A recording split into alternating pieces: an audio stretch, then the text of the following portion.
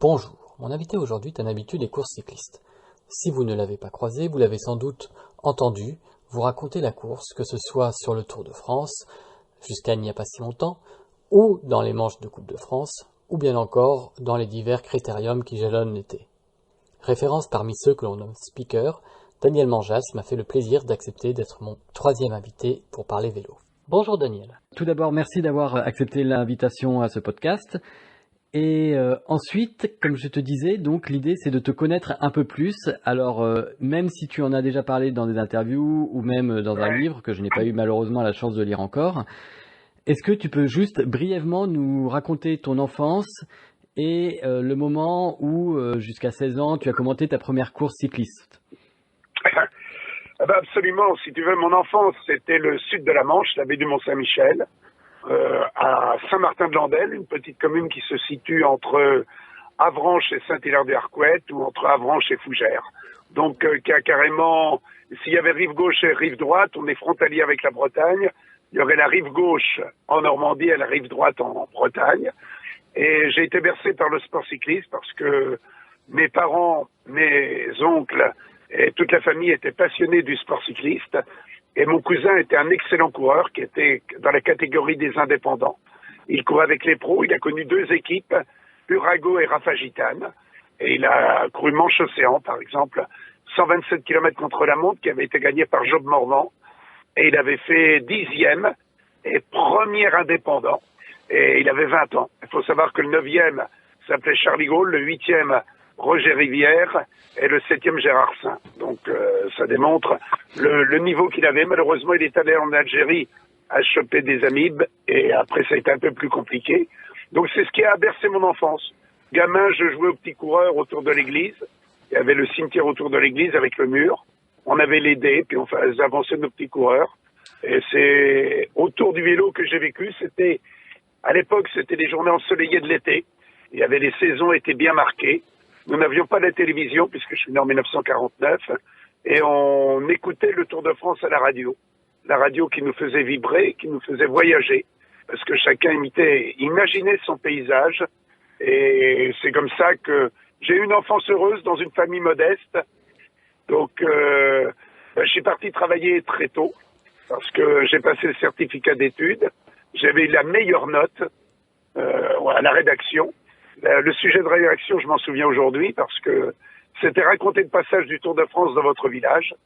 Donc, il y avait une préméditation, parce qu'en 2002, le départ de l'étape du Tour de France du 14 juillet est parti de mon village, entre Saint-Martin-de-Landelle et Ploué. Alors, à l'époque, une époque que les moins de 20 ans et les moins de 40 ans ne peuvent pas connaître, très peu allaient poursuivre leurs études. Moi, j'étais premier de la classe, c'est bien la seule fois où j'étais premier. Premier ou deuxième, parce qu'il y avait des classements tous les mois à l'époque. Quand il y avait beaucoup de Français au programme, j'étais premier. Quand il y avait beaucoup de matchs, je rétrogradais un petit peu, j'étais deuxième. Mais mes parents m'ont dit, après le certificat d'études en poche, et la meilleure note à la rédaction, m'ont dit, faut que tu partes travailler maintenant. Alors que mon père était ouvrier maçon, ma mère voulait pas que je sois maçon, et je suis parti apprenti boulanger. J'ai passé le CAP, le BEP, etc. Et ça me rappelle une très belle anecdote, parce qu'un jour, j'animais le Super Prestige Pernod à Paris, et j'animais avec Évelyne Leclerc, il y avait Alain Delon, il y avait Jean-Paul Belmondo et il y avait Bernard Clavel. Et Jean-Paul Belmondo n'était pas encore arrivé, et Évelyne Leclerc me dit, t'as commencé comment? Je dis, j'ai commencé comme apprenti boulanger. Et c'est là que Alain Delon se retourne et me dit, t'as commencé comme Bourvil. Je savais pas que Bourvil avait commencé comme apprenti boulanger. Elle me dit, tu vois, il n'a pas eu besoin de faire les cours Florent ou les cours Simon pour démontrer qu'il avait du talent. Et Alain Delon me dit, moi j'ai commencé comme apprenti charcutier. Et puis je croise Bernard Clavel, je le croise après. Il avait le prix Goncourt avec un livre qui s'appelle Les fruits de l'hiver, qui raconte l'histoire d'un apprenti boulanger qui se bottait les fesses. Son patron lui dit, t'es un nul, t'es un bon à rien, t'arriveras jamais à rien. Et je me suis reconnu dans ce livre. Et au moment où je redescends de la scène du Théâtre de l'Empire, Bernard Clavel me croise, il me dit, bravo monsieur Manjas, belle présentation. Je lui dis, je suis content de vous rencontrer, j'ai lu votre livre et je me suis reconnu dans votre livre. Et Bernard Clavel me prend par le cou, me tape sur l'épaule et il me dit, mais l'apprenti boulanger, c'était moi. Et il me dit, rendez-vous compte, j'ai commencé à 12 ans comme apprenti et je suis aujourd'hui à l'Académie française. Et ça, c'est un souvenir marquant je suis passé de l'enfance à ma jeunesse, mais ce sont les choses qui m'ont marqué, si tu veux. Boulanger, c'est un métier, tu te serais vu le faire toute ta vie ou c'était vraiment... Non, c'était parce que moi, je voulais être commentateur du Tour de France. À 5-6 ans, je me voyais dans le métier que j'ai fait. Donc, je l'ai fait par des chemins détournés, une approche qui n'était pas évidemment la plus aisée et la plus facile, mais j'avais tellement envie d'y arriver, alors que j'étais quelqu'un de timide, qui s'est toujours battu toute sa vie contre le trac. Et donc, et le trac, je l'ai vaincu par l'humour, etc. Mais je l'ai toujours eu en moi. Non, mais j'ai trouvé dans ce métier une belle solidarité, parce que je travaillais à Paris. Donc, quand un ouvrier boulanger oubliait de se lever, par exemple, se lever 1 heure en retard, les copains, leur objectif, c'était pas de l'enfoncer, c'était de l'aider à rattraper son retard. Donc, j'ai trouvé dans ce métier, dans ces compagnons de la boulangerie, quelque chose une sorte de solidarité. Et je pense que Bourvil, lui aussi, n'avait pas envie d'être boulanger toute sa vie. Bernard Clavel non plus.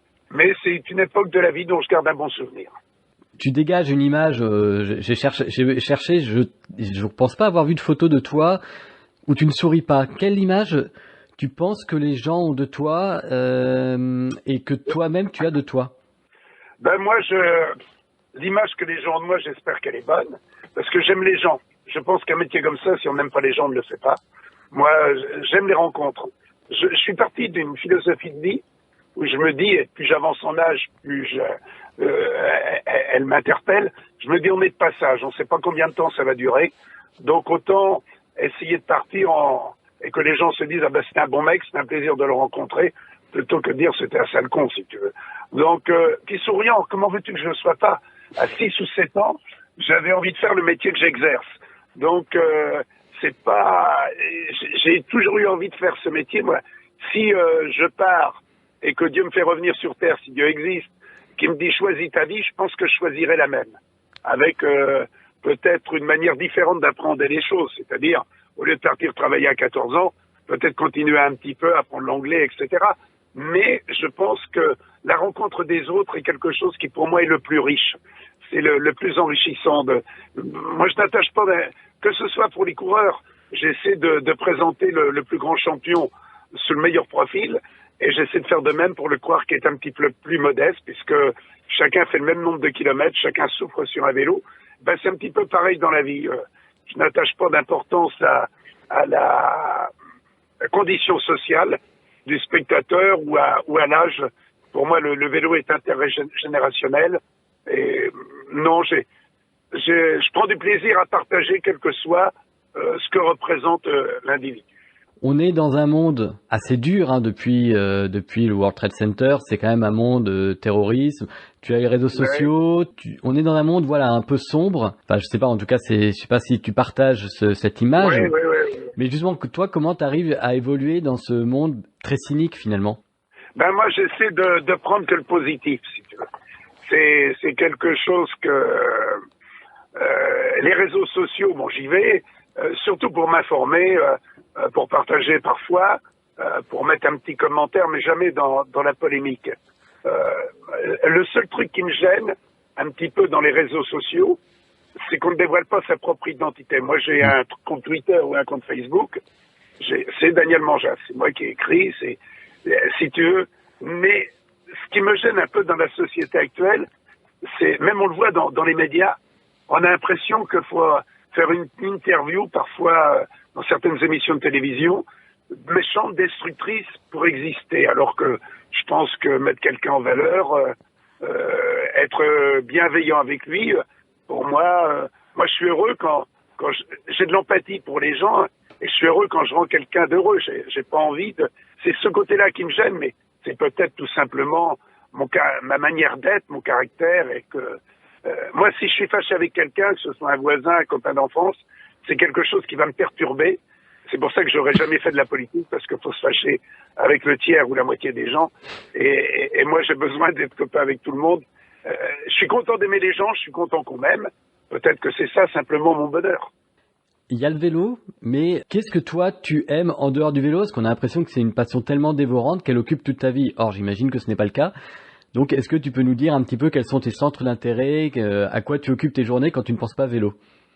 Eh ben, que je pense pas vélo, j'aime bien me balader à pied. Je m'oxygène, je fais 7, 8, 10 kilomètres à pied. Hier, j'ai fait 10 kilomètres, alors on m'a offert une montre connectée, donc j'ai pu voir en 1h52, donc ça fait un peu plus de 5 de moyenne, donc c'était bien. Et puis autrement, j'aime pas le football, même si j'ai du mal à me reconnaître dans le football d'aujourd'hui, parce que moi, quand j'étais gamin, c'était un grand stade de Reims, et les joueurs faisaient carrière dans leur équipe.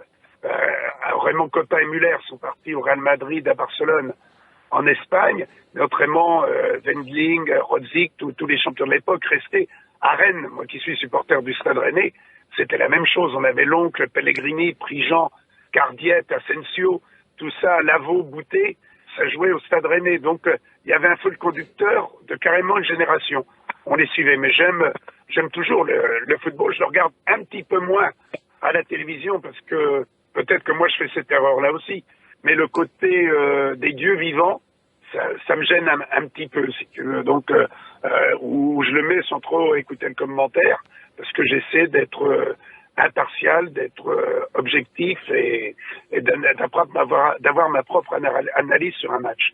Et autrement, ce qui me passionne aussi, ce que j'aurais peut-être aimé faire, je suis très copain avec les artistes de cabaret. Je connais beaucoup de donc Camilo au Théâtre des Deux Ânes. Ma femme travaille dans une production de spectacle qui s'appelle VB Productions. Et ils organisent beaucoup de spectacles avec des artistes. Peut-être que je me reconnais un petit peu parce que c'est chaque fois un défi de monter en scène, d'affronter le public. Et c'est ça. Moi, si j'avais pas été commentateur sportif, je crois que j'aurais aimé tenir un cabaret. C'est quelque chose qui m'aurait beaucoup plu. D'accord. Ça te surprend, hein? Bah, c'est intéressant, on s'en doute pas, hein. Ouais.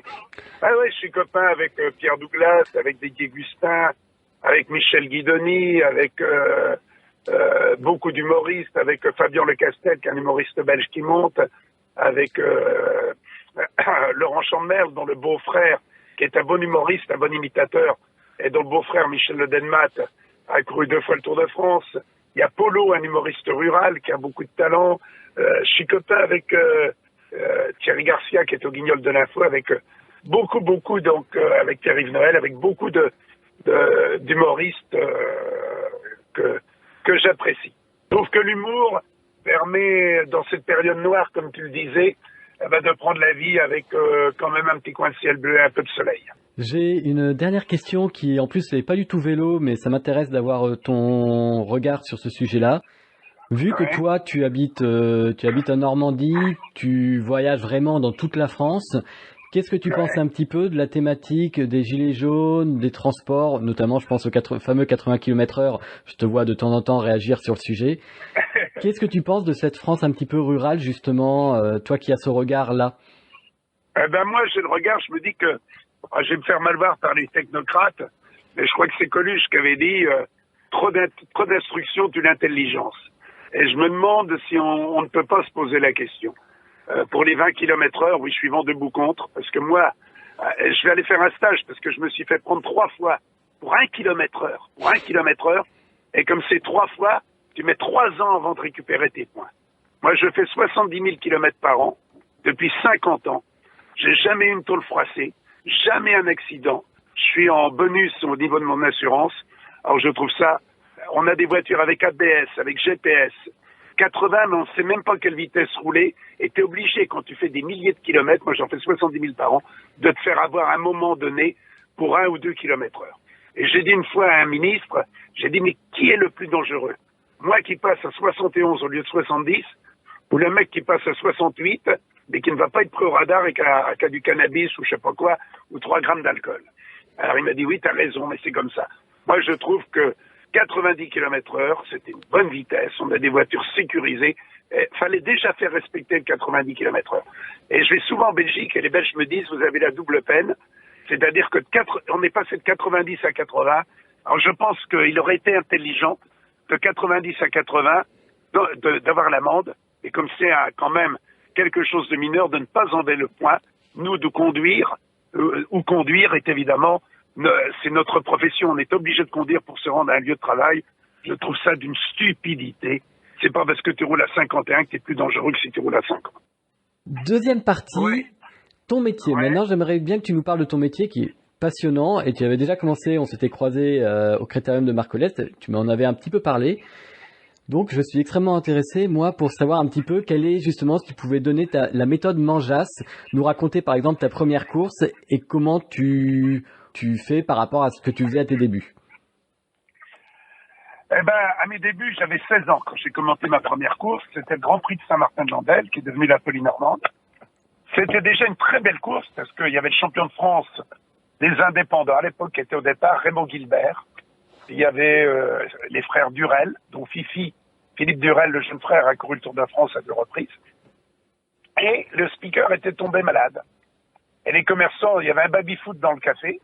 Je jouais au baby-foot et je commentais les matchs, Coppa, Piantoni, machin, etc.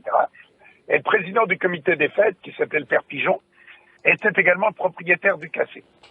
Et m'a dit, dis donc, Georges Gavard est malade, faut que tu commentes. On te donne 1 franc chacun. Ça a été mon premier cachet. Et malheureusement, il y avait que 6 commerçants. Bon, il y en a que 5 qui m'ont payé, donc j'ai eu 5 francs. Et j'avais tellement le trac, tu sais, à l'époque, les podiums, c'était une remorque à foin, une table, une chaise. J'ai eu tellement le trac que j'ai pas réussi à me lever de l'après-midi. Et je suis resté, donc, mais j'ai commenté. Et les coureurs c'est vraiment Alain Durel qui a gagné, le champion de France fait 3e ou 5e, je sais plus.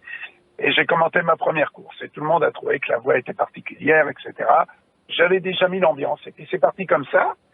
Et puis après, donc en 66, là, 1 an après, je passe mon CAP. Je vais à Paris, travailler comme boulanger-pâtissier. Et je commençais à commenter en Normandie des épreuves du maillot des As.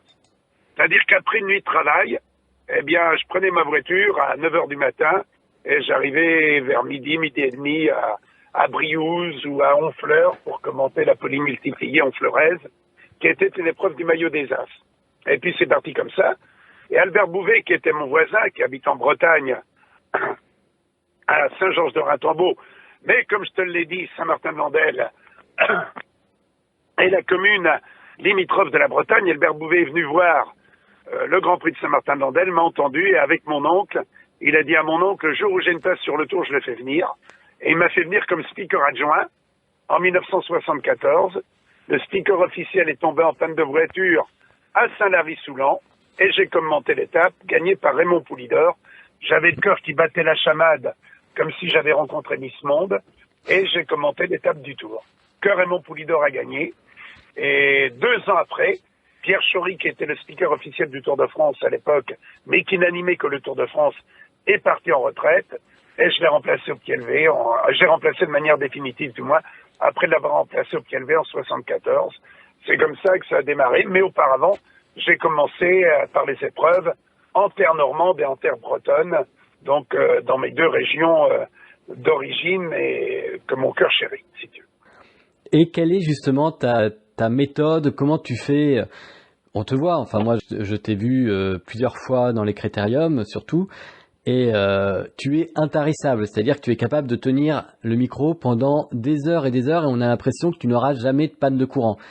Comment justement tu travailles, comment tu prépares Eh ben, si tu veux, avant, j'avais le cahier, je l'ai toujours, mais je suis un peu moins fidèle, j'avais le cahier répertoire, avec à la lettre A, Onctile, à la lettre B, Benoni Beit, etc. Et donc, je travaillais comme ça, et quand j'écrivais toutes les notes, et je continue un petit peu de les écrire, mais maintenant, le métier est plus facile quand même, avec les Internet, qui nous permet donc de retrouver rapidement la fiche du coureur. C'est un gain de temps phénoménal, et puis on a besoin d'avoir un petit peu moins d'archives. Moi, il y a 10 ou 20 ans, j'avais plein de cahiers d'archives. Bon, aujourd'hui, puis j'ai une mémoire quand même, une mémoire affective que l'on appelle. C'est-à-dire que je passe l'individu avant l'événement. Si on me dit tel coureur, je vais dire bon, il a gagné ça et ça.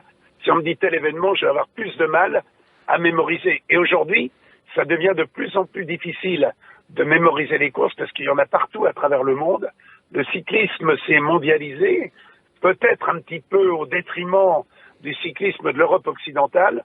Heureusement, on a le Tour de France qui est le plus grand événement sportif mondial et qui fait du vélo un sport leader dans notre pays. Mais heureusement que l'on a le Tour parce que la mondialisation, avant on avait la grosse part du gâteau et beaucoup de parts du gâteau ont été prises par d'autres pays maintenant.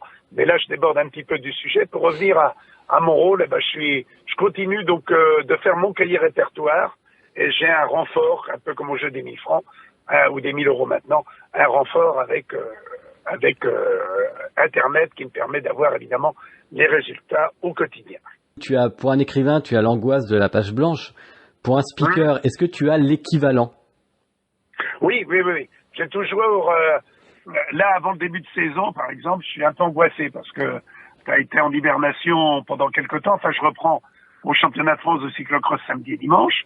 Mais tu as toujours un peu la peur, l'angoisse. Mais tu retrouves très vite tes automatismes. Moi, je les retrouve au Grand Prix de la Marseillaise et puis ensuite à l'Étoile de Bessèges. Et puis, si tu veux, quand tu as la chance de faire de ton métier, que ton métier soit ta passion, à partir de là, je pense que comme tu as vraiment envie d'être efficace, d'être en guillemets irréprochable, je suis assez perfectionniste, du moins perfectible, on l'est toujours, perfectionniste, on essaie de l'être, et moi je le suis, donc non, ça revient très vite, mais c'est vrai qu'il y a toujours un petit peu la période d'angoisse. Si tu es à deux à commenter, c'est beaucoup plus facile, puisque le stress et l'angoisse se partagent et se divisent.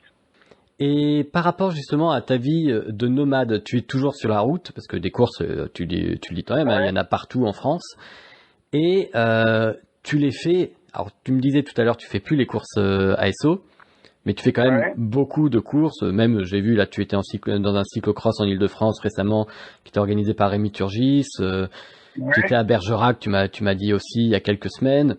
Bref, tu roules énormément. D'une part déjà, est-ce que c'est pas un rythme épuisant finalement, parce que j'imagine que ça doit être assez éprouvant. Et est-ce que tu disais toi-même, en plus, tu le déclarais, j'avais vu ça dans une interview au Point, tu disais il y avait une sorte de violence à être si souvent absent.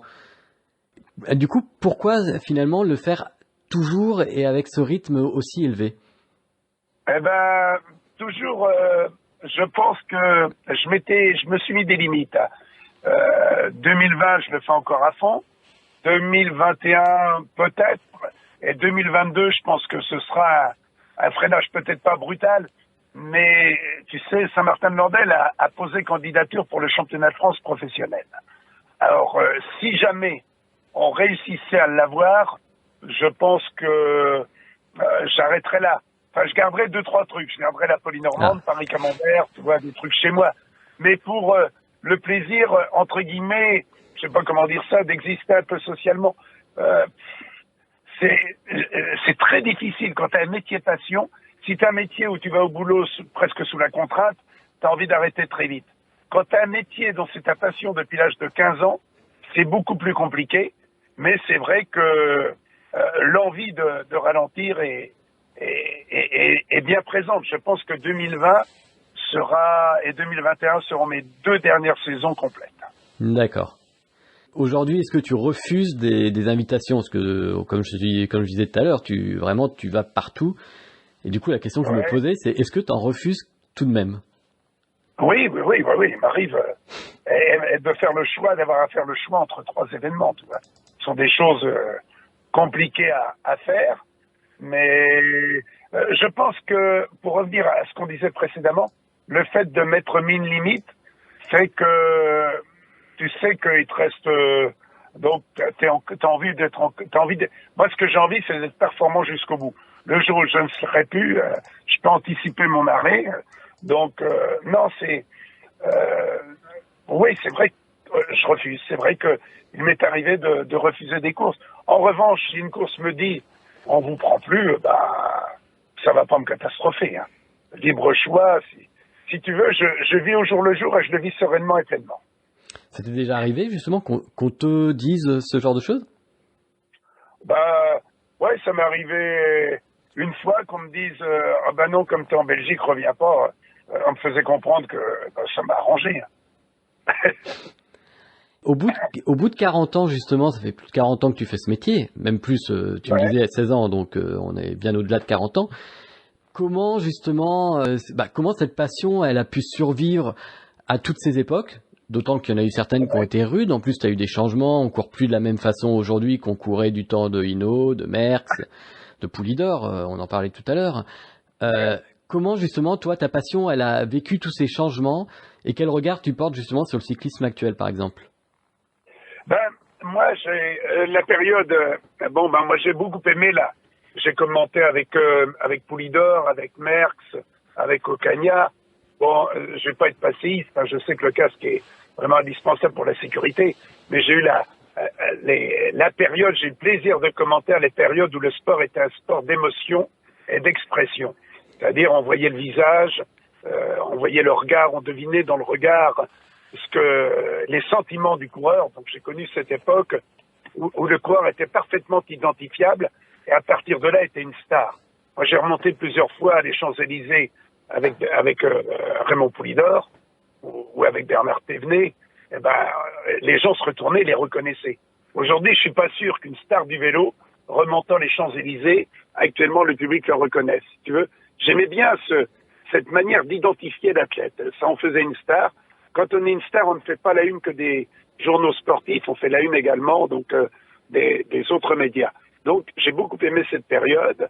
La période la plus difficile a été évidemment celle de 98, mais il y avait des coureurs qui étaient honnêtes.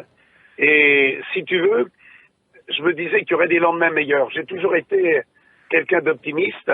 Bon, c'est vrai que ça a été dur à vivre. Moi, ce qui a été le plus difficile, c'est que d'un seul coup, les footballeurs venaient de gagner la Coupe du Monde, c'était des dieux vivants, et nous, on était les vilains petits cochons noirs, tu vois. On était vraiment à proscrire, certains souhaitaient l'arrêt du Tour de France, etc. Et moi, je me suis battu pour que, à mon humble niveau, pour que ça continue, et aujourd'hui, je suis content. Ça aussi, ça m'a fait rester sur le circuit, de voir une bonne évolution. Il y aura toujours des tricheurs, il y aura toujours ça existe dans la vie professionnelle, ça existe également dans le sport et dans tous les sports. Mais aujourd'hui, je pense que après avoir été montré du doigt, comme ayant triché, le vélo peut être montré du doigt comme étant un exemple par rapport à beaucoup d'autres disciplines.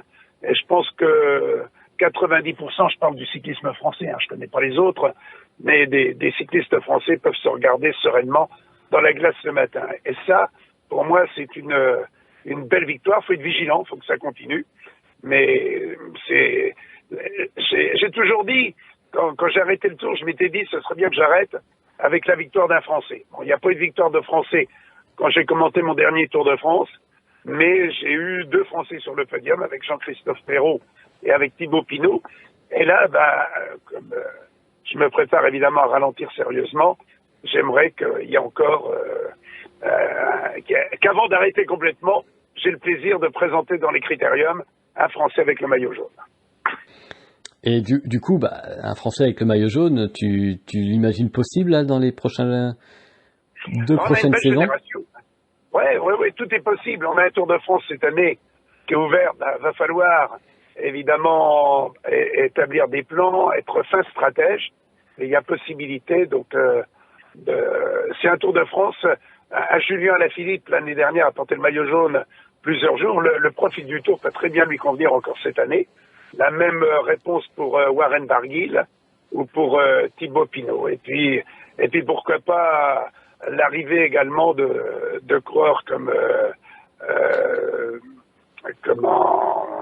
Pierre Latour, capable également de prendre un bon rôle. L'idéal, ce serait qu'un Français maillot jaune et que Romain Bardet gagne le Tour d'Italie. Tu vois, je suis pas exigeant. Victoire au Giro, victoire au Tour de France. Est-ce que justement dans ton métier, tu as eu, je reviens sur la partie un petit peu l'ère Armstrong pour parler un petit peu de cette période-là. Est-ce que toi, tu as eu justement à commenter ou à présenter des coureurs dont est-ce que tu as eu, oui, par la force des choses, mais dont tu savais finalement que c'était des tricheurs, tout simplement. Comment toi, tu arrivais à faire la part des choses? J'arrivais parce que tant qu'on n'avait pas la preuve, c'était compliqué tu peux avoir des doutes, etc. Mais tant que tu n'avais pas les preuves officielles, je suis un petit peu comme un avocat. On dit que le doute bénéficie à l'accusé. Donc, à partir de là, et puis moi, par exemple, pour revenir à Armstrong, j'ai présenté l'équipe Cofidis. Cyril Guimard m'avait appelé pour la présenter. Et Lance Armstrong était chez Cofidis. Et le matin, Cyril Guimard, le soir, on mange, là, on est tous arrivés la veille, il dit demain, on va aller faire que 100 km. Et moi, je vois Armstrong, il avait le crâne rasé, il avait une casquette, vous voyez les cicatrices de l'endroit où on l'avait opéré au niveau du cerveau, en fait des interventions qu'il avait eues. Et le lendemain matin, il était le premier prêt, donc pour aller rouler. Je ne sais pas s'il a fait la distance totale, mais je me rappelle qu'il est revenu à l'hôtel en vomissant. Tu vois, il était allé vraiment jusqu'au bout de son effort. Donc, j'avais envie d'y croire parce que l'histoire était tellement belle. Malheureusement, à la limite, j'aurais préféré qu'il termine parce qu'il avait du talent. Qu'il termine 5 ou 6e du tour et qu'il fasse de manière évidemment honnête. Mais il faut se dire qu'à l'époque Armstrong, quand on regarde le classement général du Tour de France, c'était une époque évidemment où beaucoup étaient concernés et il n'était pas le seul. Dans ton métier, justement, on parle de plus de 50 ans maintenant. Ouais. Comment toi tu arrives justement à te renouveler? Est-ce que tu as le sentiment de t'être renouvelé tout au long des générations? Moi, malheureusement, je ne te connais que sur cette génération-là. Ouais. Donc, j'ai pas de point de comparaison assez lointain. Et toi, du coup, tu as ce recul. Et comment tu es arrivé à te renouveler de façon à rester, entre guillemets... Je te l'ai dit, je suis quelqu'un de perfectible et perfectionniste. Perfectible, c'est bon de le savoir, parce qu'il y en a qui croient toujours qu'ils sont les meilleurs de la Terre. Et puis perfectionniste, parce que je vais dire 99 mots bien, le 100e ne le sera pas, ça va me gonfler.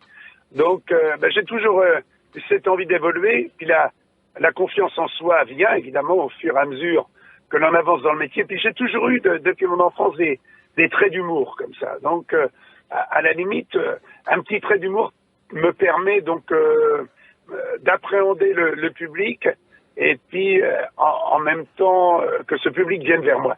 Donc, je pense que c'est ça. Et puis, j'ai attaché moins d'importance au palmarès. Bien entendu, je les sors toujours, mais j'ai plus échangé avec le public, avec les coureurs, avec les organisateurs. Non, je pense que l'évolution s'est faite progressive. C'est un petit peu comme quelqu'un qui vit avec toi. Il vieillit chaque jour, ou il progresse chaque jour, mais pour un être humain, il vieillit chaque jour, et tu ne le vois pas vieillir. Moi, je pense que le changement s'est fait progressivement, sans que je m'en rende vraiment compte. D'accord. Et est-ce que tu as rencontré des enfants, ou même des jeunes adultes, après tout, ou des adultes tout court, qui t'ont dit, plus tard, je veux être Daniel Mangelas? Ah oui, plusieurs. Même dans les speakers actuels, plusieurs m'ont dit, on fait ce métier parce qu'on t'a entendu. Donc, c'est quelque chose qui m'a fait plaisir. Ou alors des gens qui viennent me voir, qui me disaient, on connaissait rien au vélo, on vous a entendu sur telle course, vous nous avez donné envie d'aimer ce sport. Là, c'est pour moi la plus belle chose. Moi, je dis toujours, je repars heureux, moi, quand j'ai commenté. Et je le suis doublement si les gens repartent heureux en ayant le sentiment d'avoir assisté à une très très belle course.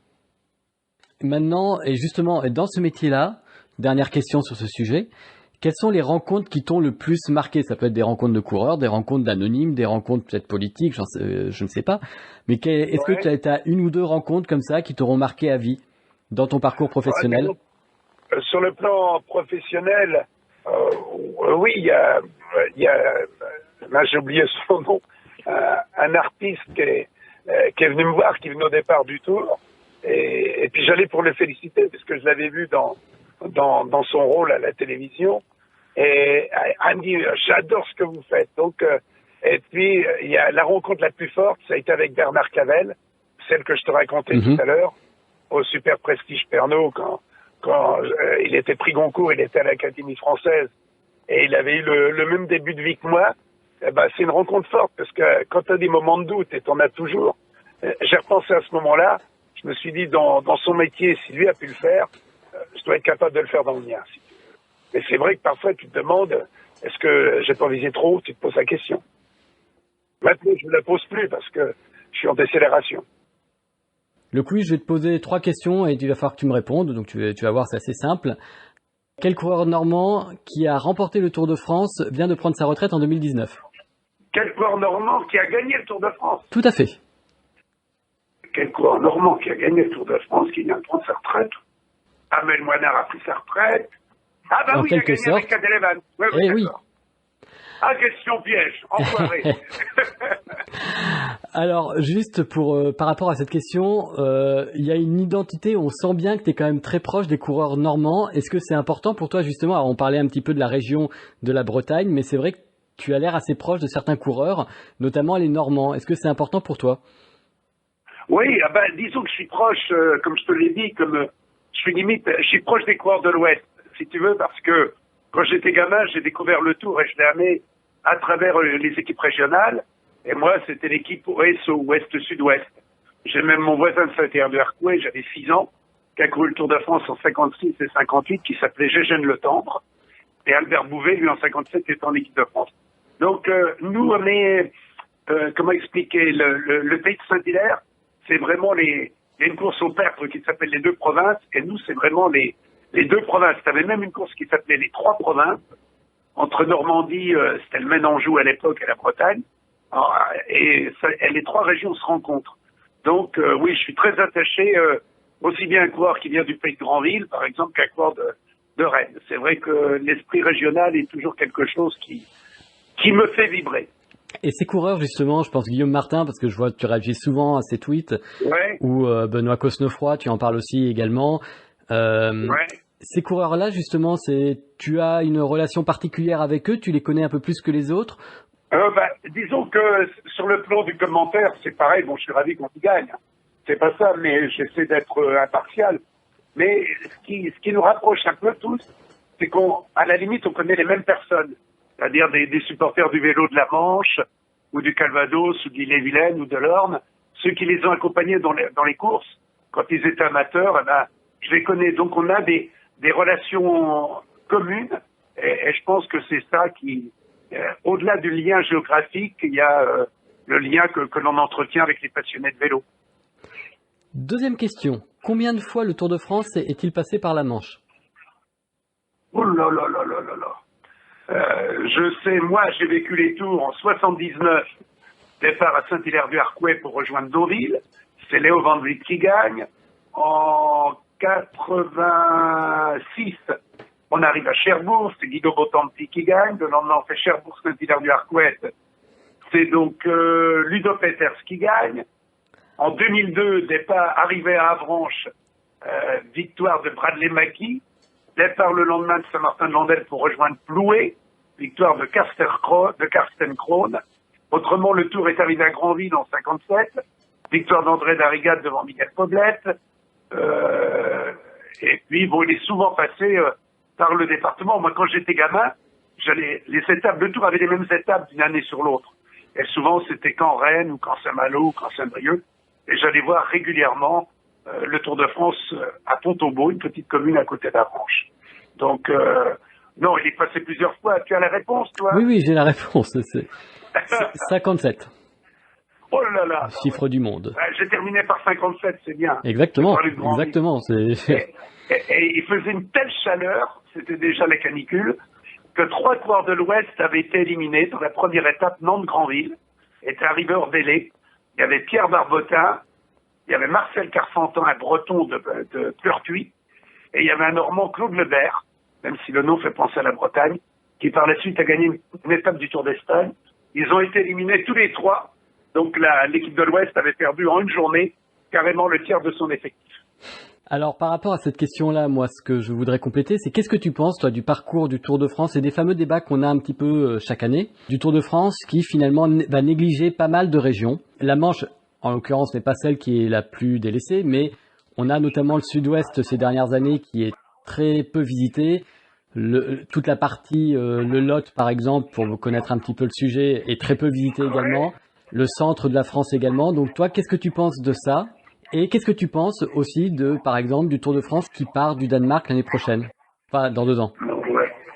Bon, si tu veux, j'ai connu toutes les époques, comme tu disais l'autre fois, où le Tour de France est resté exclusivement hexagonal. Bon, maintenant, pour le Tour, ils sont limités en kilomètres. Donc, avant, le Tour faisait carrément 5000 kilomètres, donc ça pouvait se permettre de visiter un peu toutes les régions de France, alors que maintenant, c'est plus tout à fait le cas. Et surtout, je dirais pas que c'est l'escalade, mais chacun essaie de présenter, les Italiens espèrent présenter le meilleur Tour, le plus attractif. les Espagnols aussi, et puis les Français évidemment également veulent le Tour de France, c'est l'événement planétaire et les organisateurs souhaitent donc le conserver. Donc il est à partir de là, dès lors qu'on a un tour recroquevillé sur 3500 km, je crois que c'est ça à peu près maintenant, et donc c'est extrêmement difficile de visiter. On fait des étapes, de tout visiter. Donc en plus on fait des étapes courtes, nerveuses. Et là je vois, c'est vrai que c'est un tour du sud de la France, un peu, mais quelque part je pense que ça va être un tour très attractif parce les coureurs vont vraisemblablement, s'ils exploitent leur terrain de jeu, la possibilité de nous livrer de belles étapes, et de belles copies de course. Pour ce qui est du partir de l'étranger, le Tour de France est une entreprise privée, donc l'objectif est évidemment de bien gérer donc cette société, et en même temps c'est un petit peu la reconnaissance du Tour de France par les pays étrangers.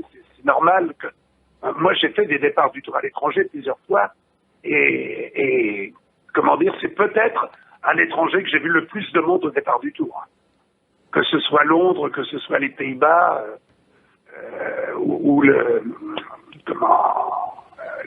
Yorkshire. À chaque fois, il y a eu vraiment une communion du public avec l'événement.